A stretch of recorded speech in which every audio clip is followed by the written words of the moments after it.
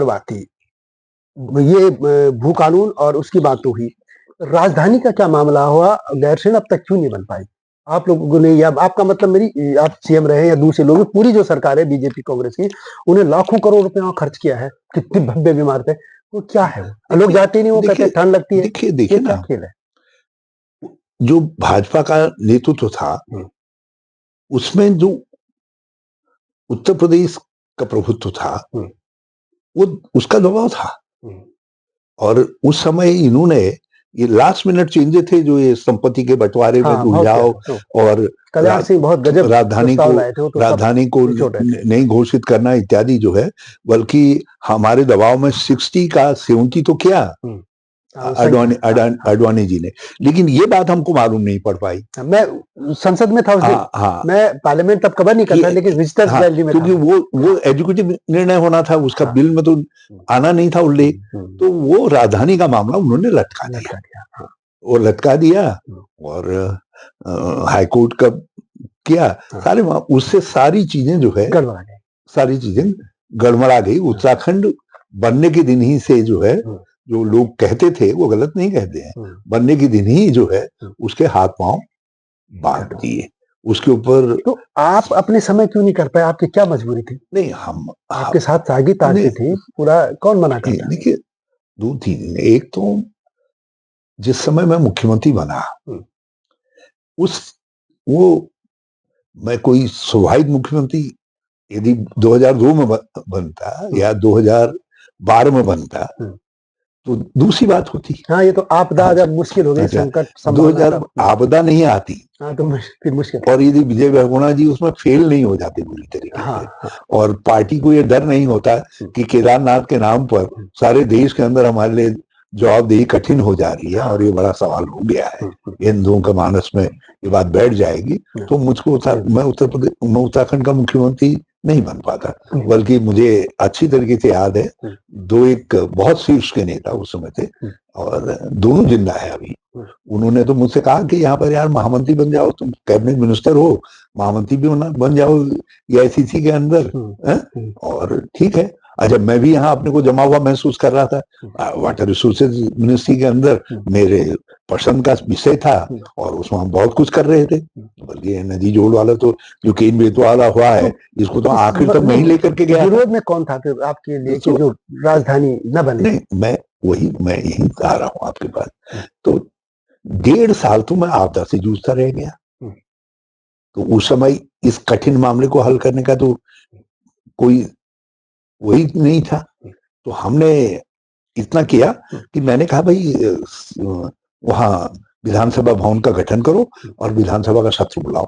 वहां सत्र बुलाया, विधानसभा भवन का निर्माण शुरू करवा दिया तेजी से। सचिवालय के लिए 57 करोड़ रुपया स्वीकृत कर दिए, ये बनाओ। अच्छा, इस दौरान ही जो है, जैसे ही इससे वो हुआ तो हमारे वो राजनीतिक आपदा आ गई। पार्टी टूट गई और इतना थिन मेजॉरिटी हो गई कि कोई एक भी नाराज हो जाए। आप अंदाज लगाइए, मैं 9 जिले बनाने की घोषणा करने जा रहा था, एक विधायक के विरोध में। पिंडर के विधायक थे, उन्होंने गैरसैंण का विरोध कर दिया। कौन से जिले बनने थे वो?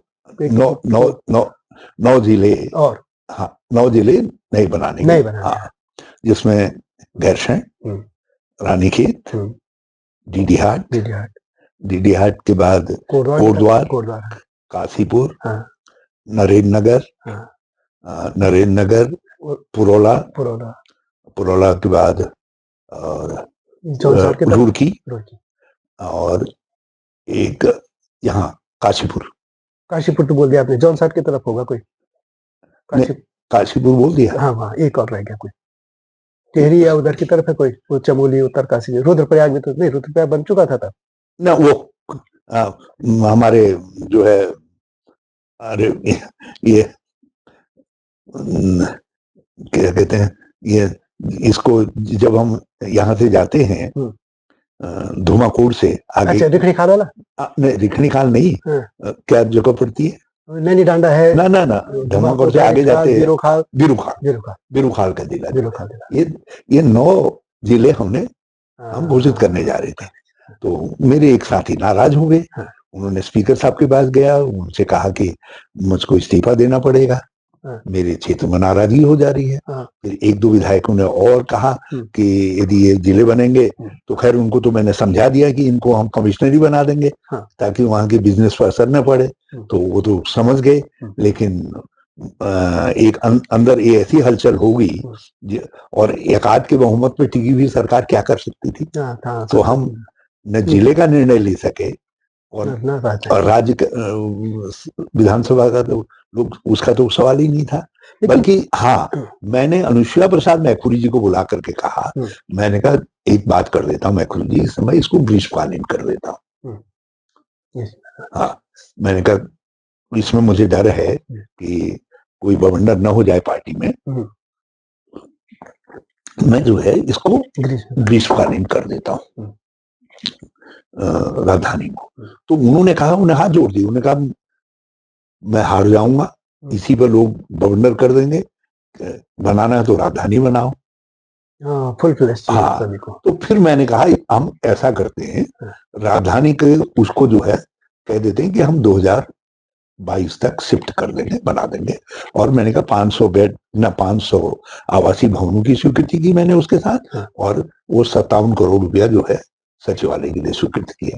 ये सब कदम उठाए, मतलब हमने जितने फंडामेंटल रिक्वायरमेंट थी भराड़ीसैंण में वो सब खड़ी की।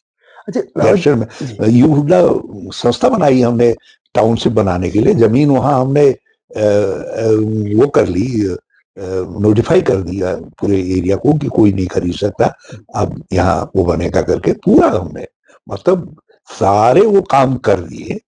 अब वो दुर्भाग्य था दोनों, एक तो यदि राजनीतिक अस्थिरता नहीं आती तो मैं बोल्ड निर्णय लेता।